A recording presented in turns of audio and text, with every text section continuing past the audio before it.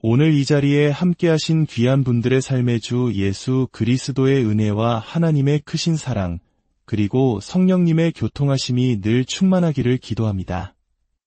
우리가 함께 나눌 이 이야기가 여러분의 영혼에 깊은 울림을 주고 메마른 일상의 생수의 강이 흐르게 하는 통로가 되기를 소망합니다. 잠시 시간을 내어 구독과 좋아요를 눌러주신다면 이 은혜의 말씀이 더 많은 영혼에게 닿는 귀한 선교에 동참하시게 되는 것입니다. 여러분의 그 작은 섬김 위에 하나님의 놀라운 축복이 임하시기를 간절히 축원합니다. 우리는 모두 성령으로 충만한 삶을 갈망합니다. 하지만 그 뜨거운 열망에도 불구하고 그 충만함을 어떻게 삶 속에서 지속해야 하는지에 대해서는 막막할 때가 많습니다.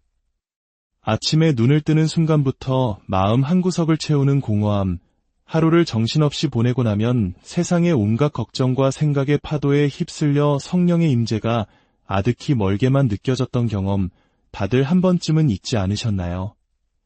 분명 말씀과 기도로 하루를 시작했는데도 어느새 마음은 바싹 마른 땅처럼 굳어지고 내 안에 정말 성령님이 계신 것이 맞나 하는 차가운 의심이 고개를 들기도 합니다. 왜 이런 일이 반복될까요? 그것은 성령 충만이 순간적인 감정의 고조나 특별한 영적 체험만으로 유지되는 것이 아니기 때문입니다. 성령님은 인격이시며 우리와의 지속적인 교제 안에 거하십니다. 그리고 그 깊은 사귐이 우리의 의지적인 선택과 습관으로 이어질 때 비로소 성령 충만은 우리 삶에 거스를 수 없는 거대한 흐름이 됩니다. 오늘 우리는 우리가 너무나 쉽게 놓치고 있는 아주 단순하지만 강력한 행동 하나에 대해 이야기하려 합니다. 매일 단 1분, 이 작은 행동 하나가 우리의 지친 영을 다시 살리고 성령의 흐름이 결코 끊어지지 않게 만드는 비밀의 열쇠가 됩니다. 하지만 놀랍게도 대부분의 사람들은 이 비밀을 알지 못합니다. 혹은 알고 있더라도 그 가치를 가볍게 여겨 실천하지 않기에 성령의 임재는 안개처럼 희미해지고 맙니다. 그렇다면 우리 삶을 송두리째 바꿀 수 있는 그 결정적인 행동은 과연 무엇일까요? 그것은 바로 매일 아침 성령님을 인격적으로 환영하고 초청하는 선언입니다. 여러분의 입술이 단 한마디의 초청도 없이 하루를 시작한다면 그날 하루의 영적 주도권은 다른 영들에게 쉽게 넘어갑니다. 세상의 염려, 마음을 어지럽히는 분주함, 육신의 연약한 생각들이 어느새 내 마음의 주인이 되어버리는 것입니다. 하지만 반대로 아침에 눈을 뜨자마자 이렇게 고백하는 순간 모든 것이 달라집니다. 성령님, 오늘도 저와 함께 해주세요. 오늘 하루 제 마음을 친히 다스려 주시고 제 모든 생각을 인도해 주세요.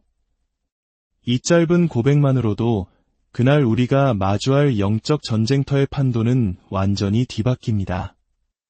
사도 바울은 고린도후서 13장 13절에서 이렇게 축복하며 편지를 마무리합니다. 주 예수 그리스도의 은혜와 하나님의 사랑과 성령의 교통하심이 너희 무리와 함께 있을지어다. 여기서 교통하심이라는 단어는 단순히 함께 계심을 의미하는 것이 아닙니다. 헬라어 원어인 코이노니아는 아주 깊은 교제, 친밀한 연합, 동반자 관계를 의미합니다.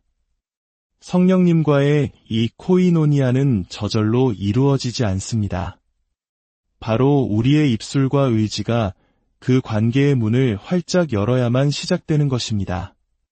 놀랍게도 이 고백은 1분도 채 걸리지 않습니다. 하지만 이 1분의 환영이 하루 24시간 전체를 거룩하게 구별합니다. 왜냐하면 영의 세계는 우리의 말에 반응하기 때문입니다. 우리는 너무나 쉽게 부정적인 말을 내뱉으며 스스로 어둠의 문을 엽니다. 나는 안 될 거야. 오늘도 너무 힘들겠지. 내 인생은 이렇게 꼬일까 와 같은 절망의 언어들은 우리의 기분만 망치는 것이 아니라 영적인 세계에서 실제로 어둠의 세력을 초청하는 주문이 됩니다. 반대로 성령님을 환영하는 생명의 말은 하늘의 문을 여는 열쇠가 됩니다. 그 문이 열리는 순간 우리의 혼란스러운 생각은 거룩한 질서로 정돈되고 요동치던 감정은 하늘의 평강으로 다스려지며 우리의 모든 선택은 하나님의 뜻에 한 걸음 더 가까워집니다. 이사야 30장 21절은 이렇게 약속합니다. 너희가 오른쪽으로 치우치든지 왼쪽으로 치우치든지 내 뒤에서 말소리가 내 귀에 들려 이르기를 이것이 바른 길이니 너희는 이리로 가라 할 것이며, 이 놀라운 약속이 매일의 현실이 되기 위해서는 먼저 우리가 그분의 음성에 귀를 기울이겠다는 의지적인 선택을 해야 합니다.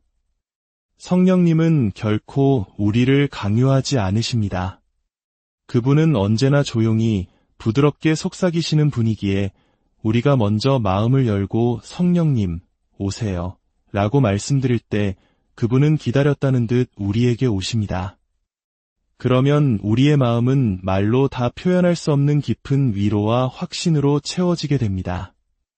여기서 가장 중요한 핵심은 기도 시간의 길이가 아니라 우리 마음의 방향과 의도의 선명함입니다. 어떤 분들은 이렇게 걱정합니다. 저는 말씀을 오래 읽지 못해요. 기도도 깊이 할 줄 모릅니다. 괜찮습니다. 모든 위대한 영적 여정은 아주 작은 첫걸음에서 시작됩니다. 단 1분이라도 진심을 다해 성령님을 환영하고 입술로 그분의 이름을 부르시면 됩니다. 그리고 그것을 매일의 습관으로 만드십시오. 어떤 날은 가슴 벅찬 감동이 밀려올 수도 있고 또 어떤 날은 아무런 감정도 느껴지지 않을 수 있습니다. 그러나 기억하십시오. 성령 충만은 감정이 아니라 관계입니다. 모든 깊은 관계가 그러하듯 성령님과의 관계 역시 꾸준함 속에서 깊어집니다. 이 작은 습관이 쌓여 우리의 영적 체질을 바꾸게 될 것입니다. 그렇기에 여러분이 매일 드리는 그 1분의 환영 기도가 때로는 몇 시간을 드리는 기도나 그 어떤 뜨거운 찬양보다 더 깊은 성령의 임재로 들어가는 문을 여는 강력한 행위가 될 수 있습니다. 가장 중요한 것은 성령님이 단순한 능력이나 에너지가 아니라 우리와 교제하기 원하시는 인격적인 하나님이시라는 사실을 기억하는 것입니다. 인격은 인격으로 대할 때 비로소 관계가 자라납니다.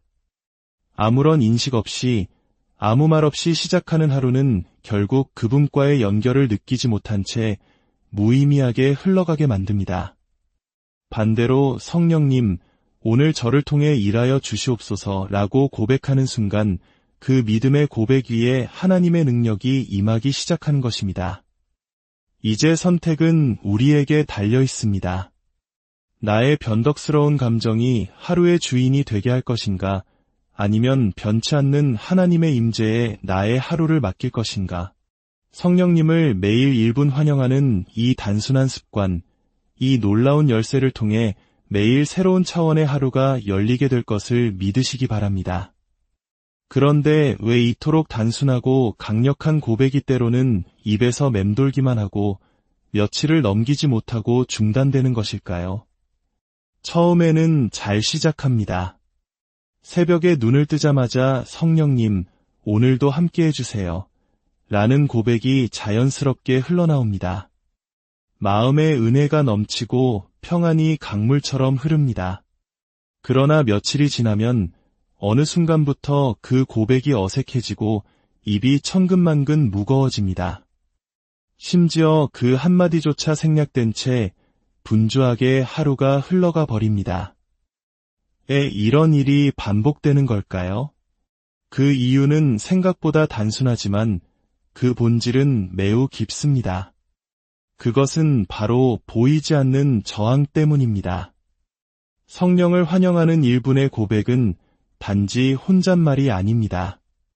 그것은 영적 전쟁의 서막을 여는 열쇠이며 어둠의 권세가 가장 싫어하고 두려워하는 순간이기 때문입니다. 우리가 단 1분이라도 성령님을 진심으로 초청하면 그분의 빛이 우리 안의 모든 어둠을 밀어내기 시작합니다. 그런데 어둠은 결코 순순히 물러나지 않습니다. 우리의 생각 속으로 교묘하게 파고들어 방해합니다. 지금 너무 바쁘잖아. 이따가 해도 괜찮아.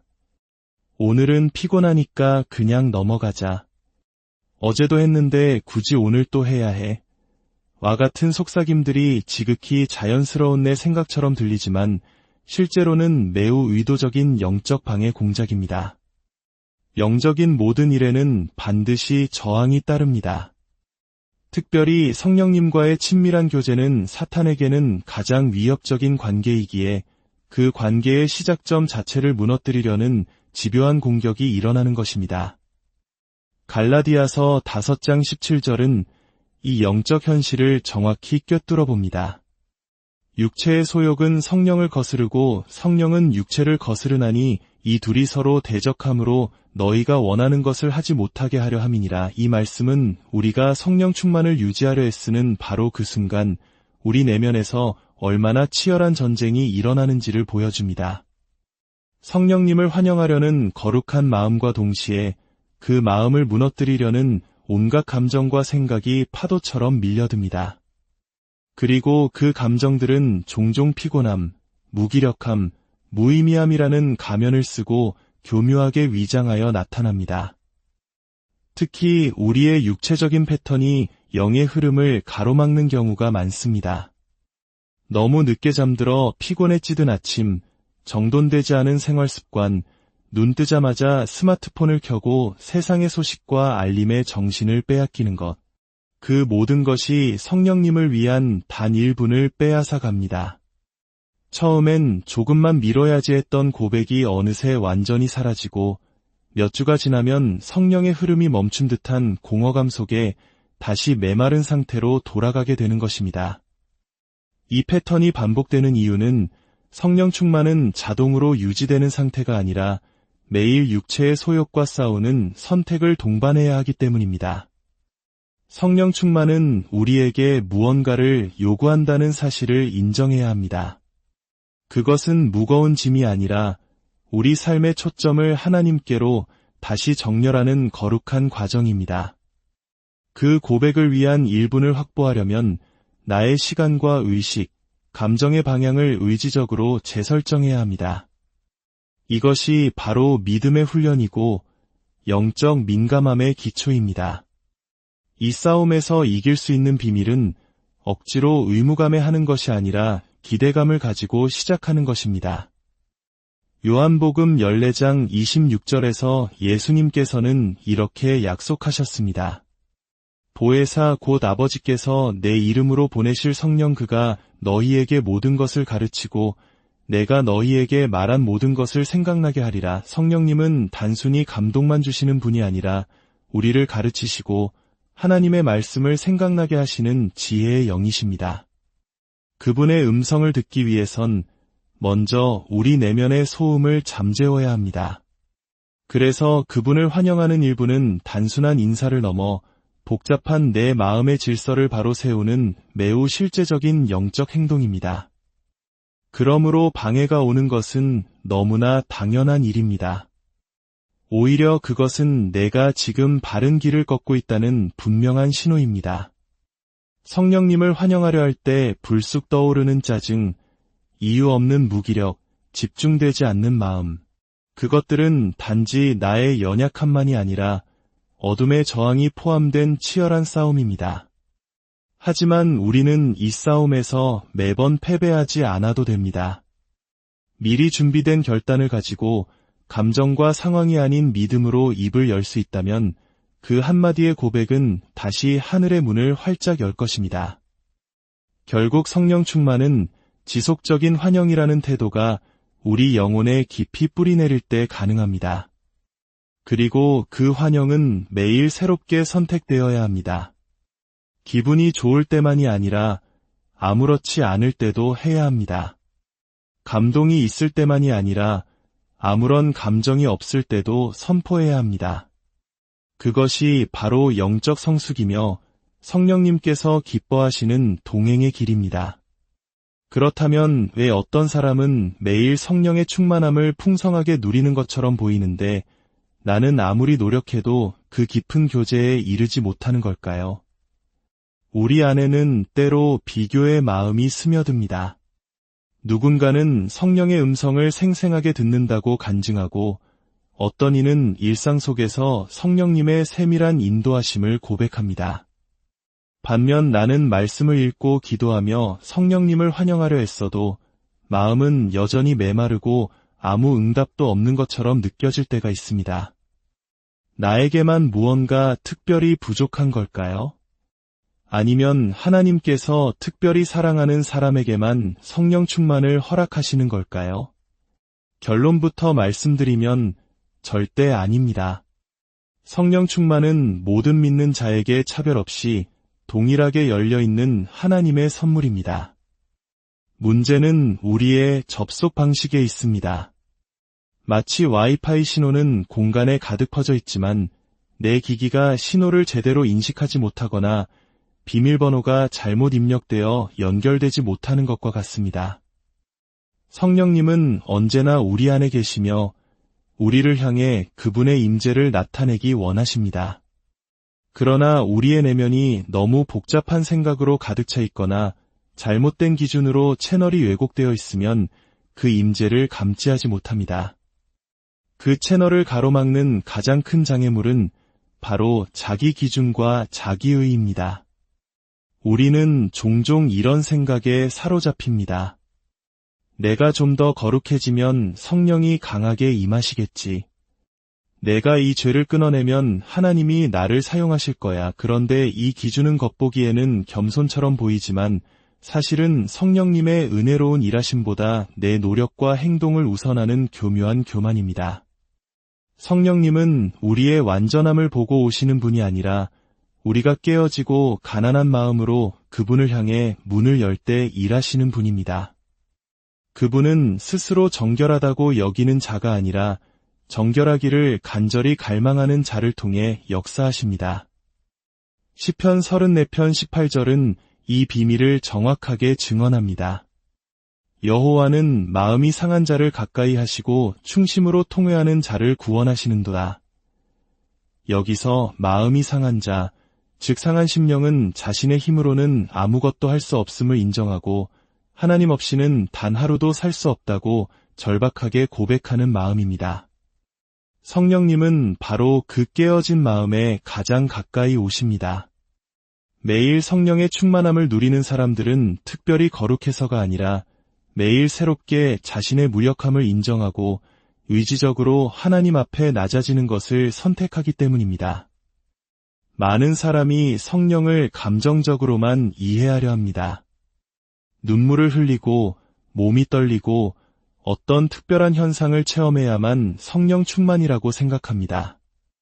물론 성령님은 때때로 그런 강렬한 체험을 허락하시기도 합니다. 그러나 성령 충만의 본질은 동행입니다. 동행은 화려한 이벤트가 아니라 조용하고 때로는 단조롭고 아주 일상적인 것입니다. 매일 분주한 직장에서, 설거지하는 주방에서, 사람들로 붐비는 지하철 안에서 내 안에 계신 그분을 조용히 인식하고 그분의 도우심을 구하는 것, 그것이 바로 성령 충만의 진짜 모습입니다. 요한복음 7장 38절에서 예수님은 말씀하십니다. 나를 믿는 자는 성경에 이름과 같이 그 배에서 생수의 강이 흘러나오리라. 여기서 생수는 성령을 가리킵니다. 중요한 표현은 그 배에서입니다. 성령은 외부에서 주입되는 에너지가 아니라 이미 우리 안에 내주하시는 그분으로부터 흘러나오는 생명의 강입니다. 다시 말해 성령 충만은 밖에서 억지로 가져오는 것이 아니라 내 안에서 자연스럽게 솟아나는 것입니다. 그러므로 중요한 것은 내가 얼마나 외부의 영적 자극을 받느냐보다 내 안에서 그분이 자유롭게 흘러나오시도록 내 마음을 어떻게 비우고 여느냐입니다. 우리가 자주 빠지는 함정은 내가 무언가를 더 해야 한다는 율법적인 압박감입니다. 더 많이 기도하고, 더 철저히 회개하고, 더 뜨겁게 예배드려야만 성령이 임하실 것 같다는 생각이 우리를 짓누릅니다. 하지만 그 생각 자체가 성령의 자유로운 흐름을 막는 장애물이 됩니다. 성령님은 우리가 드리는 노력과 행위의 대가로 오시는 분이 아닙니다. 그분은 값없이 주시는 선물입니다. 우리가 그분을 더 얻기 위해 애쓸 때보다 이미 내 안에 계신 그분을 온전히 신뢰할 때 더 깊이 경험됩니다. 그래서 깊은 교제를 누리는 사람들의 영적 특징은 수고가 아니라 순종과 머무름입니다. 또한 너무 결과를 빨리 기대하는 조급함이 교제를 가로막습니다. 왜 오늘은 아무 느낌이 없지? 한 달이 지났는데 왜 내 삶은 그대로일까? 이런 조급함은 관계가 아닌 성과에 집중하게 만듭니다. 성령님은 인격이시며 모든 인격적인 관계는 시간을 필요로 합니다. 마음을 열고 매일 1분이라도 그분을 환영하는 삶을 꾸준히 지속해 보십시오. 그러면 어느 날 문득 내 생각이 달라지고 감정의 기복이 줄어들고 말투가 부드러워졌다는 것을 발견하게 될 것입니다. 이것이 바로 소리 없이 맺히는 성령의 열매입니다. 깊은 교제를 갈망하신다면 다른 사람과의 비교를 멈추고 조급함을 내려놓고 바로 오늘의 마음을 그분께 여십시오. 그분은 지금도 여러분 안에서 말없이 기다리고 계십니다. 우리가 진심으로 성령님, 저는 오늘도 당신을 원합니다 라고 고백하면 그분은 반드시 응답하십니다. 그렇다면 이 성령 충만의 여정에서 성경 말씀은 어떤 역할을 할까요? 말씀 없이도 성령 충만할 수 있을까요? 때때로 우리는 이런 생각에 빠집니다. 나는 기도는 잘하는데 말씀은 너무 어렵고 딱딱해서 잘 안 보게 돼요. 혹은 성경 읽을 시간이 없어서 그냥 찬양 듣고 기도만 드립니다. 실제로 이런 방식으로도 어떤 감정적인 위로나 일시적인 회복을 경험할 수는 있습니다. 하지만 여기서 우리는 중요한 질문을 던져야 합니다. 감정적 위로와 성령 충만은 같은 것일까요? 감정은 순간적이지만 충만은 지속적입니다. 성령 충만은 단지 기분이 좋아지는 상태가 아니라 하나님의 뜻과 내 삶이 끊임없이 연결되는 내면의 상태입니다. 그리고 이 거룩한 연결은 반드시 말씀을 통해 검증되고 강화됩니다. 성령님은 말씀이 없는 공간에서도 일하실 수 있습니다. 그러나 말씀이 없는 신앙에는 정확한 분별이 어렵습니다. 다시 말해 성령의 감동이라고 굳게 믿었던 것이 사실은 내 자신의 감정이거나 혹은 다른 영의 속삭임일 수도 있다는 것입니다. 성령님의 가장 중요한 특징 중 하나는 그분은 진리의 영이라는 것입니다. 요한복음 16장 13절에서 예수님은 분명히 말씀하셨습니다. 그러하나 진리의 성령이 오시면 그가 너희를 모든 진리 가운데로 인도하시리니 성령님은 우리를 진리로 이끄시는 분이시며 그 진리의 절대적인 기준은 언제나 기록된 말씀, 바로 성경입니다. 그러므로 말씀이 없는 성령 충만이란 존재할 수 없습니다. 설령 존재한다 해도 그것은 반드시 왜곡되거나 변질되기 마련입니다. 어떤 사람은 성령님의 음성을 들었다며 성경의 가르침과 전혀 다른 엉뚱한 결정을 내리기도 하고 어떤 이는 명백히 죄악된 행동을 하면서도 성령님께서 주신 감동이라고 주장하기도 합니다. 성령님의 인도하심은 항상 말씀의 테두리 안에서 이루어집니다. 그리고 그 말씀이 우리 안에 풍성하게 채워질 때 비로소 성령님의 세밀한 음성과 감동이 더 명확하게 분별되는 것입니다. 시편 119편 105절의 고백을 기억해 보십시오. 주의 말씀은 내 발의 등이요 내 길의 빛이니이다. 성령님의 인도하심을 길에 비유한다면 말씀은 그 길 위를 환하게 비추는 등불입니다. 등불 없이는 우리가 걷는 길이 옳은 길인지 낭떠러지인지 분별할 수 없습니다. 따라서 성령 충만을 온전히 그리고 안전하게 유지하고 싶다면 반드시 말씀과 가까워져야 합니다. 그렇다고 해서 매일 성경을 몇 장씩 의무적으로 읽어야만 한다는 뜻은 아닙니다. 오히려 중요한 것은 그 말씀을 어떤 태도로 받아들이는가입니다. 짧은 한 절이라도 그 말씀이 내 심령에 깊이 스며들어 하루 종일 묵상되고 나의 실제적인 삶의 문제와 연결될 때 그것은 성령님께서 가장 기뻐하시는 거룩한 제사가 됩니다. 바로 그 순간 그 말씀이 성령의 불을 붙이는 마른 장작이 되고 그 작은 불씨는 삶 전체를 태우는 능력으로 확산됩니다.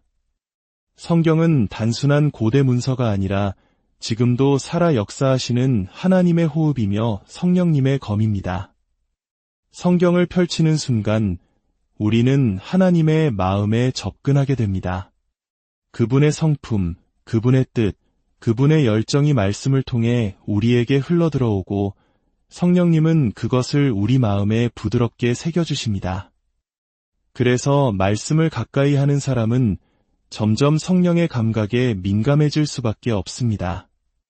만약 여러분이 요즘 성령님의 임재가 느껴지지 않고 기도에도 응답이 없는 것 같은 영적 침체에 빠져 있다면 가장 먼저 점검해야 할 것은 내가 말씀을 읽고 살고 있지는 않은가입니다.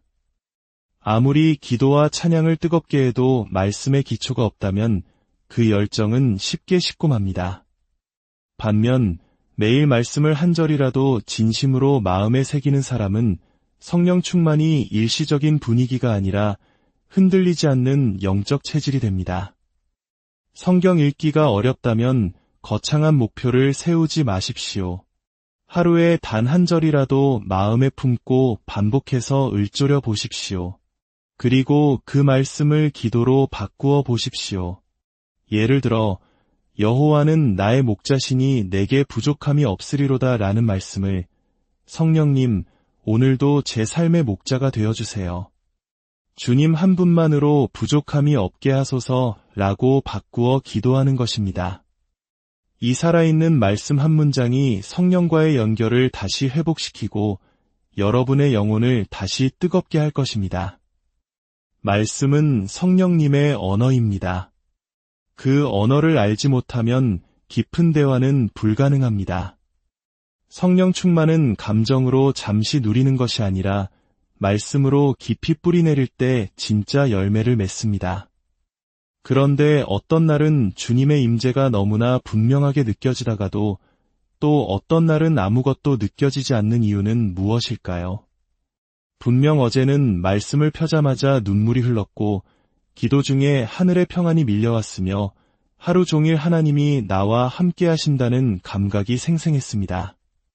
그런데 하루가 지나 오늘이 되자 마치 그 모든 것이 신기루처럼 사라진 듯 무기력하고 답답하기만 합니다. 입술로는 성령님, 오늘도 오세요 라고 고백하지만 마음은 텅 빈 것처럼 공허합니다. 성령님이 떠나신 걸까요? 어제의 감동은 혹시 착각이었을까요? 그렇지 않습니다.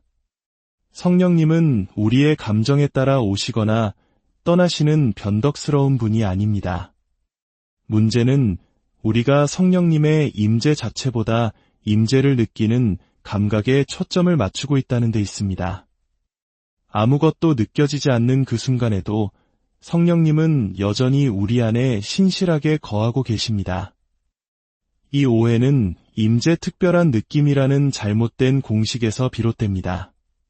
하지만 성령님의 임재는 때로 전혀 감지되지 않는 고요함으로 혹은 무감각한 침묵으로도 우리와 함께 하십니다. 마치 칠흑 같은 밤의 고요 속에서도 공기는 여전히 우리를 감싸고 있는 것처럼 말입니다. 고린도후서 5장 7절은 이렇게 선언합니다. 이는 우리가 믿음으로 행하고 보는 것으로 행하지 아니함이로라. 이 말씀이야말로 성령과 동행하는 삶의 본질을 꿰뚫는 진리입니다. 우리는 무엇을 느끼느냐가 아니라 누구를 신뢰하느냐로 살아가는 존재입니다. 성령 충만 역시 내 감정의 고조가 아니라 나의 믿음이 어디를 향하고 있느냐에 따라 결정됩니다. 어떤 날은 불같은 감동이 있고 또 어떤 날은 얼음장 같은 침묵 속을 걷습니다. 그러나 그 두 날 모두 성령님은 동일하게 우리와 함께 하십니다. 우리가 반드시 기억해야 할 것은 성령의 임재는 신실하지만 우리의 감정은 지극히 불안정하다는 사실입니다. 우리의 감정은 날씨, 수면의 질, 스트레스, 몸의 피로도, 인간관계에서의 작은 갈등까지 수많은 외부 요인에 따라 시시각각 변합니다. 그런데 이 변덕스러운 감정을 잣대로 하나님의 임재 유무를 판단하려 한다면 우리의 신앙은 끝없는 혼란과 의심에 빠지게 될 것입니다. 오히려 성령님은 우리가 아무런 감정이 없을 때에도 믿음으로 그분을 신뢰하고 환영할 수 있는지를 지켜보십니다. 시편 42편의 시인은 깊은 낙심 속에서 이렇게 부르짖습니다. 내 영혼아, 내가 어찌하여 낙심하며 어찌하여 내 속에서 불안해하는가. 너는 하나님께 소망을 두라. 이것은 감정에 함몰되지 않고 자신의 영혼을 향해 믿음을 명령하는 매우 성숙한 영의 태도입니다. 감정이 아니라 신뢰로 반응하는 것, 이것이야말로 성령 충만의 깊은 비밀입니다. 실제로 하나님은 우리가 감정 없이 오직 믿음으로만 반응할 때 우리를 더 큰 영적 성숙으로 인도하십니다. 왜냐하면 그 순간이야말로 우리가 하나님을 수단이 아닌 목적으로 진짜 하나님으로 대하는 순간이기 때문입니다. 뜨거운 감동이 있을 때는 누구든지 하나님을 찬양할 수 있습니다. 하지만 아무것도 느껴지지 않는 메마른 광야에서도 여전히 신실하게 그분을 환영하는 입술이야말로 하나님께서 가장 기쁘게 받으시는 향기로운 제사가 됩니다. 바로 그날 여러분이 감정이나 체험 없이도 하나님을 하나님으로 인정했기에 하나님은 여러분의 믿음을 가장 깊이 받아들이십니다. 이것이 바로 보이지 않는 것을 믿는 진짜 믿음입니다. 그리고 그 믿음을 보시고 성령님은 이전보다 더 강하고 명확하게 당신을 나타내십니다. 때로 성령님께서 허락하시는 감각의 침묵은 하나님의 부재가 아니라 더 깊은 동행으로의 초대입니다. 그러니 감정이 없는 날, 성령님이 느껴지지 않는 날에도 결코 포기하지 마십시오. 오히려 그날이 여러분의 믿음의 본질을 바로 세우는 최고의 기회입니다. 입술로 선포하십시오. 성령님, 오늘도 제 곁에 계신 것을 믿습니다. 비록 느껴지지 않아도 저는 여전히 당신을 환영합니다. 그 고백의 순간 성령님은 조용히 그러나 가장 깊이 당신의 삶에 일하기 시작하실 것입니다. 성령 충만을 매일 유지하기 위해 반드시 필요한 내면의 태도는 무엇일까요? 그것은 바로 겸손과 갈망입니다.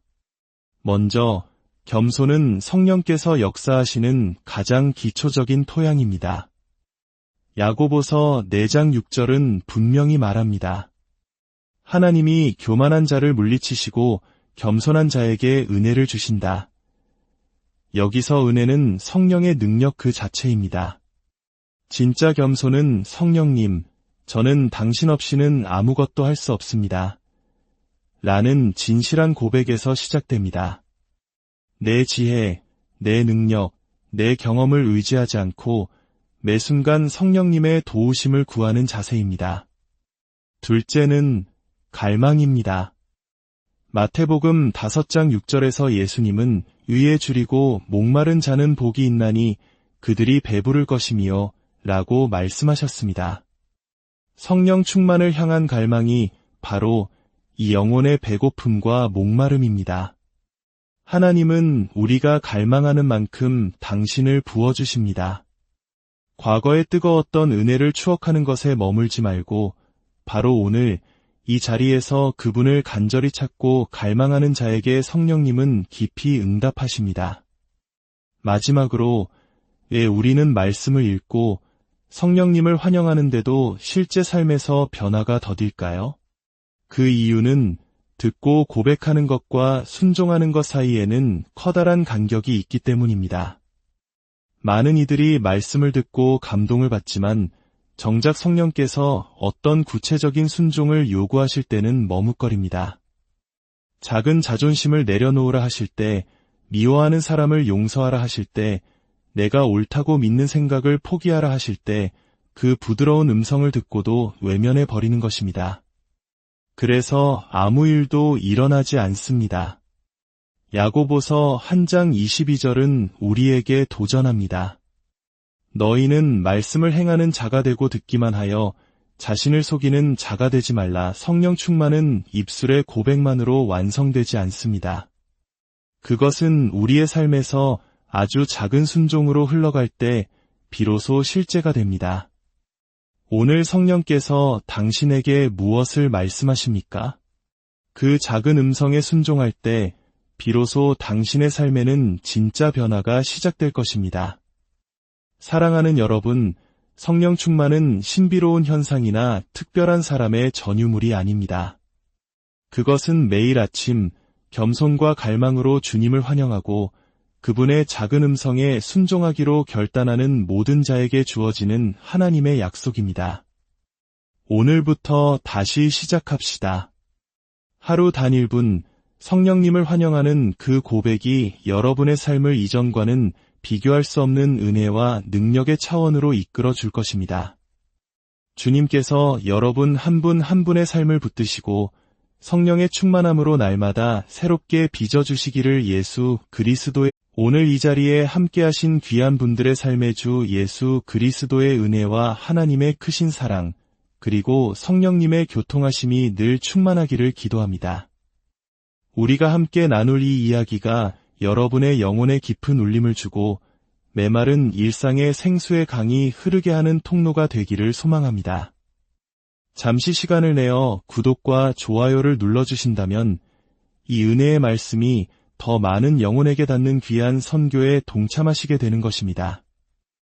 여러분의 그 작은 섬김 위에 하나님의 놀라운 축복이 임하시기를 간절히 축원합니다. 우리는 모두 성령으로 충만한 삶을 갈망합니다. 하지만 그 뜨거운 열망에도 불구하고 그 충만함을 어떻게 삶 속에서 지속해야 하는지에 대해서는 막막할 때가 많습니다. 아침에 눈을 뜨는 순간부터 마음 한구석을 채우는 공허함, 하루를 정신없이 보내고 나면 세상의 온갖 걱정과 생각의 파도에 휩쓸려 성령의 임재가 아득히 멀게만 느껴졌던 경험, 다들 한 번쯤은 있지 않으셨나요? 분명 말씀과 기도로 하루를 시작했는데도 어느새 마음은 바싹 마른 땅처럼 굳어지고 내 안에 정말 성령님이 계신 것이 맞나 하는 차가운 의심이 고개를 들기도 합니다. 왜 이런 일이 반복될까요? 그것은 성령 충만이 순간적인 감정의 고조나 특별한 영적 체험만으로 유지되는 것이 아니기 때문입니다. 성령님은 인격이시며 우리와의 지속적인 교제 안에 거하십니다. 그리고 그 깊은 사귐이 우리의 의지적인 선택과 습관으로 이어질 때 비로소 성령 충만은 우리 삶에 거스를 수 없는 거대한 흐름이 됩니다. 오늘 우리는 우리가 너무나 쉽게 놓치고 있는 아주 단순하지만 강력한 행동 하나에 대해 이야기하려 합니다. 매일 단 1분, 이 작은 행동 하나가 우리의 지친 영을 다시 살리고 성령의 흐름이 결코 끊어지지 않게 만드는 비밀의 열쇠가 됩니다. 하지만 놀랍게도 대부분의 사람들은 이 비밀을 알지 못합니다. 혹은 알고 있더라도 그 가치를 가볍게 여겨 실천하지 않기에 성령의 임재는 안개처럼 희미해지고 맙니다. 그렇다면 우리 삶을 송두리째 바꿀 수 있는 그 결정적인 행동은 과연 무엇일까요? 그것은 바로 매일 아침 성령님을 인격적으로 환영하고 초청하는 선언입니다. 여러분의 입술이 단 한마디의 초청도 없이 하루를 시작한다면 그날 하루의 영적 주도권은 다른 영들에게 쉽게 넘어갑니다. 세상의 염려, 마음을 어지럽히는 분주함, 육신의 연약한 생각들이 어느새 내 마음의 주인이 되어버리는 것입니다. 하지만 반대로 아침에 눈을 뜨자마자 이렇게 고백하는 순간 모든 것이 달라집니다. 성령님, 오늘도 저와 함께 해주세요. 오늘 하루 제 마음을 친히 다스려 주시고 제 모든 생각을 인도해 주세요. 이 짧은 고백만으로도 그날 우리가 마주할 영적 전쟁터의 판도는 완전히 뒤바뀝니다. 사도 바울은 고린도후서 13장 13절에서 이렇게 축복하며 편지를 마무리합니다. 주 예수 그리스도의 은혜와 하나님의 사랑과 성령의 교통하심이 너희 무리와 함께 있을지어다. 여기서 교통하심이라는 단어는 단순히 함께 계심을 의미하는 것이 아닙니다. 헬라어 원어인 코이노니아는 아주 깊은 교제, 친밀한 연합, 동반자 관계를 의미합니다. 성령님과의 이 코이노니아는 저절로 이루어지지 않습니다. 바로 우리의 입술과 의지가 그 관계의 문을 활짝 열어야만 시작되는 것입니다. 놀랍게도 이 고백은 1분도 채 걸리지 않습니다. 하지만 이 1분의 환영이 하루 24시간 전체를 거룩하게 구별합니다. 왜냐하면 영의 세계는 우리의 말에 반응하기 때문입니다. 우리는 너무나 쉽게 부정적인 말을 내뱉으며 스스로 어둠의 문을 엽니다. 나는 안 될 거야. 오늘도 너무 힘들겠지. 내 인생은 이렇게 꼬일까?와 같은 절망의 언어들은 우리의 기분만 망치는 것이 아니라 영적인 세계에서 실제로 어둠의 세력을 초청하는 주문이 됩니다. 반대로 성령님을 환영하는 생명의 말은 하늘의 문을 여는 열쇠가 됩니다. 그 문이 열리는 순간 우리의 혼란스러운 생각은 거룩한 질서로 정돈되고 요동치던 감정은 하늘의 평강으로 다스려지며 우리의 모든 선택은 하나님의 뜻에 한 걸음 더 가까워집니다.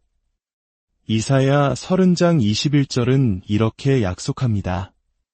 너희가 오른쪽으로 치우치든지 왼쪽으로 치우치든지 내 뒤에서 말소리가 내 귀에 들려 이르기를 이것이 바른 길이니 너희는 이리로 가라 할 것이며 이 놀라운 약속이 매일의 현실이 되기 위해서는 먼저 우리가 그분의 음성에 귀를 기울이겠다는 의지적인 선택을 해야 합니다. 성령님은 결코 우리를 강요하지 않으십니다. 그분은 언제나 조용히 부드럽게 속삭이시는 분이기에 우리가 먼저 마음을 열고 성령님 오세요 라고 말씀드릴 때 그분은 기다렸다는 듯 우리에게 오십니다. 그러면 우리의 마음은 말로 다 표현할 수 없는 깊은 위로와 확신으로 채워지게 됩니다. 여기서 가장 중요한 핵심은 기도 시간의 길이가 아니라 우리 마음의 방향과 의도의 선명함입니다. 어떤 분들은 이렇게 걱정합니다. 저는 말씀을 오래 읽지 못해요. 기도도 깊이 할 줄 모릅니다. 괜찮습니다. 모든 위대한 영적 여정은 아주 작은 첫걸음에서 시작됩니다. 단 1분이라도 진심을 다해 성령님을 환영하고 입술로 그분의 이름을 부르시면 됩니다. 그리고 그것을 매일의 습관으로 만드십시오. 어떤 날은 가슴 벅찬 감동이 밀려올 수도 있고 또 어떤 날은 아무런 감정도 느껴지지 않을 수 있습니다. 그러나 기억하십시오. 성령 충만은 감정이 아니라 관계입니다. 모든 깊은 관계가 그러하듯 성령님과의 관계 역시 꾸준함 속에서 깊어집니다. 이 작은 습관이 쌓여 우리의 영적 체질을 바꾸게 될 것입니다. 그렇기에 여러분이 매일 드리는 그 1분의 환영 기도가 때로는 몇 시간을 드리는 기도나 그 어떤 뜨거운 찬양보다 더 깊은 성령의 임재로 들어가는 문을 여는 강력한 행위가 될 수 있습니다. 가장 중요한 것은 성령님이 단순한 능력이나 에너지가 아니라 우리와 교제하기 원하시는 인격적인 하나님이시라는 사실을 기억하는 것입니다. 인격은 인격으로 대할 때 비로소 관계가 자라납니다. 아무런 인식 없이 아무 말 없이 시작하는 하루는 결국 그분과의 연결을 느끼지 못한 채 무의미하게 흘러가게 만듭니다. 반대로 성령님, 오늘 저를 통해 일하여 주시옵소서라고 고백하는 순간 그 믿음의 고백 위에 하나님의 능력이 임하기 시작하는 것입니다. 이제 선택은 우리에게 달려 있습니다. 나의 변덕스러운 감정이 하루의 주인이 되게 할 것인가, 아니면 변치 않는 하나님의 임재에 나의 하루를 맡길 것인가? 성령님을 매일 1분 환영하는 이 단순한 습관, 이 놀라운 열쇠를 통해 매일 새로운 차원의 하루가 열리게 될 것을 믿으시기 바랍니다. 그런데 왜 이토록 단순하고 강력한 고백이 때로는 입에서 맴돌기만 하고 며칠을 넘기지 못하고 중단되는 것일까요? 처음에는 잘 시작합니다. 새벽에 눈을 뜨자마자 성령님, 오늘도 함께 해주세요. 라는 고백이 자연스럽게 흘러나옵니다. 마음의 은혜가 넘치고 평안이 강물처럼 흐릅니다. 그러나 며칠이 지나면 어느 순간부터 그 고백이 어색해지고 입이 천근만근 무거워집니다. 심지어 그 한마디조차 생략된 채 분주하게 하루가 흘러가 버립니다.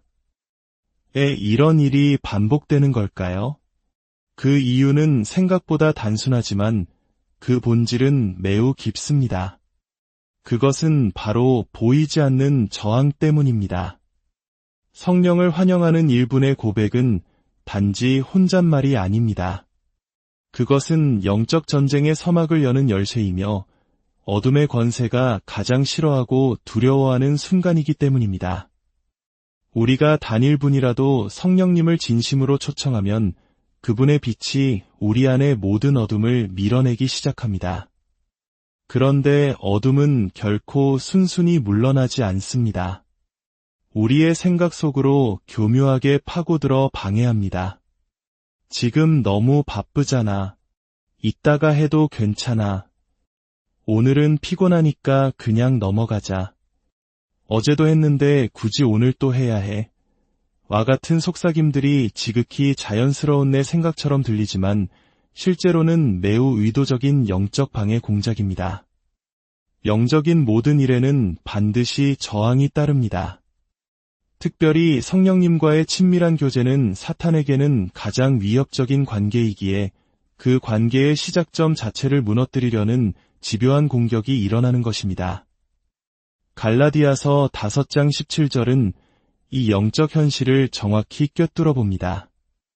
육체의 소욕은 성령을 거스르고 성령은 육체를 거스르나니 이 둘이 서로 대적함으로 너희가 원하는 것을 하지 못하게 하려 함이니라. 이 말씀은 우리가 성령 충만을 유지하려 애쓰는 바로 그 순간 우리 내면에서 얼마나 치열한 전쟁이 일어나는지를 보여줍니다. 성령님을 환영하려는 거룩한 마음과 동시에 그 마음을 무너뜨리려는 온갖 감정과 생각이 파도처럼 밀려듭니다.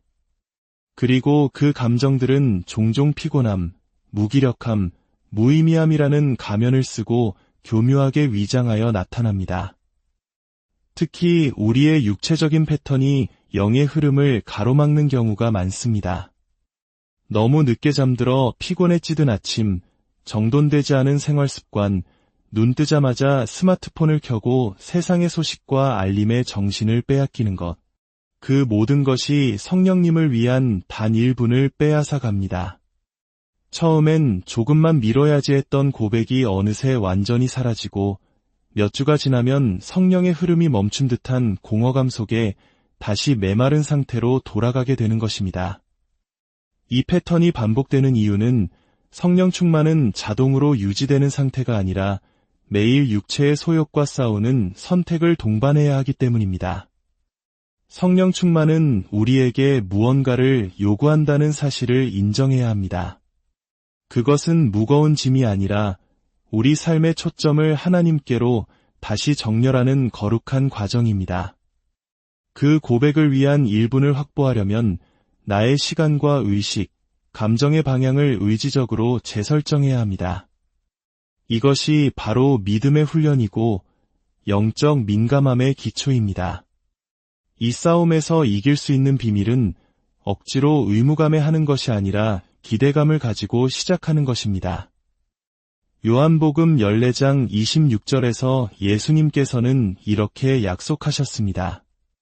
보혜사 곧 아버지께서 내 이름으로 보내실 성령 그가 너희에게 모든 것을 가르치고 내가 너희에게 말한 모든 것을 생각나게 하리라. 성령님은 단순히 감동만 주시는 분이 아니라 우리를 가르치시고 하나님의 말씀을 생각나게 하시는 지혜의 영이십니다. 그분의 음성을 듣기 위해선 먼저 우리 내면의 소음을 잠재워야 합니다. 그래서 그분을 환영하는 일부는 단순한 인사를 넘어 복잡한 내 마음의 질서를 바로 세우는 매우 실제적인 영적 행동입니다. 그러므로 방해가 오는 것은 너무나 당연한 일입니다. 오히려 그것은 내가 지금 바른 길을 걷고 있다는 분명한 신호입니다. 성령님을 환영하려 할 때 불쑥 떠오르는 짜증, 이유 없는 무기력, 집중되지 않는 마음, 그것들은 단지 나의 연약함만이 아니라 어둠의 저항이 포함된 치열한 싸움입니다. 하지만 우리는 이 싸움에서 매번 패배하지 않아도 됩니다. 미리 준비된 결단을 가지고 감정과 상황이 아닌 믿음으로 입을 열 수 있다면 그 한마디의 고백은 다시 하늘의 문을 활짝 열 것입니다. 결국 성령 충만은 지속적인 환영이라는 태도가 우리 영혼에 깊이 뿌리내릴 때 가능합니다. 그리고 그 환영은 매일 새롭게 선택되어야 합니다. 기분이 좋을 때만이 아니라 아무렇지 않을 때도 해야 합니다. 감동이 있을 때만이 아니라 아무런 감정이 없을 때도 선포해야 합니다. 그것이 바로 영적 성숙이며 성령님께서 기뻐하시는 동행의 길입니다. 그렇다면 왜 어떤 사람은 매일 성령의 충만함을 풍성하게 누리는 것처럼 보이는데 나는 아무리 노력해도 그 깊은 교제에 이르지 못하는 걸까요? 우리 안에는 때로 비교의 마음이 스며듭니다. 누군가는 성령의 음성을 생생하게 듣는다고 간증하고 어떤 이는 일상 속에서 성령님의 세밀한 인도하심을 고백합니다. 반면 나는 말씀을 읽고 기도하며 성령님을 환영하려 했어도 마음은 여전히 메마르고 아무 응답도 없는 것처럼 느껴질 때가 있습니다. 나에게만 무언가 특별히 부족한 걸까요? 아니면 하나님께서 특별히 사랑하는 사람에게만 성령 충만을 허락하시는 걸까요? 결론부터 말씀드리면 절대 아닙니다. 성령 충만은 모든 믿는 자에게 차별 없이 동일하게 열려있는 하나님의 선물입니다. 문제는 우리의 접속 방식에 있습니다. 마치 와이파이 신호는 공간에 가득 퍼져 있지만 내 기기가 신호를 제대로 인식하지 못하거나 비밀번호가 잘못 입력되어 연결되지 못하는 것과 같습니다. 성령님은 언제나 우리 안에 계시며 우리를 향해 그분의 임재를 나타내기 원하십니다. 그러나 우리의 내면이 너무 복잡한 생각으로 가득 차 있거나 잘못된 기준으로 채널이 왜곡되어 있으면 그 임재를 감지하지 못합니다. 그 채널을 가로막는 가장 큰 장애물은 바로 자기 기준과 자기의입니다. 우리는 종종 이런 생각에 사로잡힙니다. 내가 좀 더 거룩해지면 성령이 강하게 임하시겠지. 내가 이 죄를 끊어내면 하나님이 나를 사용하실 거야. 그런데 이 기준은 겉보기에는 겸손처럼 보이지만 사실은 성령님의 은혜로운 일하심보다 내 노력과 행동을 우선하는 교묘한 교만입니다. 성령님은 우리의 완전함을 보고 오시는 분이 아니라 우리가 깨어지고 가난한 마음으로 그분을 향해 문을 열 때 일하시는 분입니다. 그분은 스스로 정결하다고 여기는 자가 아니라 정결하기를 간절히 갈망하는 자를 통해 역사하십니다. 시편 34편 18절은 이 비밀을 정확하게 증언합니다. 여호와는 마음이 상한 자를 가까이 하시고 충심으로 통회하는 자를 구원하시는도다. 여기서 마음이 상한 자, 즉 상한 심령은 자신의 힘으로는 아무것도 할 수 없음을 인정하고 하나님 없이는 단 하루도 살 수 없다고 절박하게 고백하는 마음입니다. 성령님은 바로 그 깨어진 마음에 가장 가까이 오십니다. 매일 성령의 충만함을 누리는 사람들은 특별히 거룩해서가 아니라 매일 새롭게 자신의 무력함을 인정하고 의지적으로 하나님 앞에 낮아지는 것을 선택하기 때문입니다. 많은 사람이 성령을 감정적으로만 이해하려 합니다. 눈물을 흘리고 몸이 떨리고 어떤 특별한 현상을 체험해야만 성령 충만이라고 생각합니다. 물론 성령님은 때때로 그런 강렬한 체험을 허락하시기도 합니다. 그러나 성령 충만의 본질은 동행입니다. 동행은 화려한 이벤트가 아니라 조용하고 때로는 단조롭고 아주 일상적인 것입니다. 매일 분주한 직장에서, 설거지하는 주방에서, 사람들로 붐비는 지하철 안에서 내 안에 계신 그분을 조용히 인식하고 그분의 도우심을 구하는 것, 그것이 바로 성령 충만의 진짜 모습입니다. 요한복음 7장 38절에서 예수님은 말씀하십니다. 나를 믿는 자는 성경에 이름과 같이 그 배에서 생수의 강이 흘러나오리라. 여기서 생수는 성령을 가리킵니다. 중요한 표현은 그 배에서입니다. 성령은 외부에서 주입되는 에너지가 아니라 이미 우리 안에 내주하시는 그분으로부터 흘러나오는 생명의 강입니다. 다시 말해 성령 충만은 밖에서 억지로 가져오는 것이 아니라 내 안에서 자연스럽게 솟아나는 것입니다.